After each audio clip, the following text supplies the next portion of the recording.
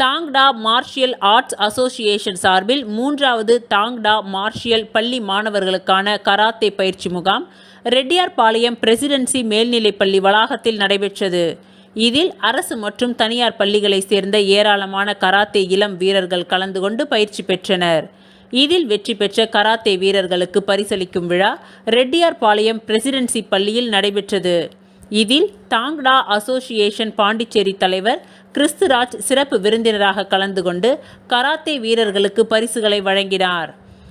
இந்நிகழ்ச்சியில் சிறப்பு அழைப்பாளராக பிரசிடென்சி பள்ளி முதல்வர் ஜெயந்தி ராணி, வழக்கறிஞர்கள் ரீனா ஐஸ்வர்யா, விஸ்வசுந்தரம் ஆகியோர் கலந்து கொண்டு மாணவர்களை வாழ்த்தினார்கள்.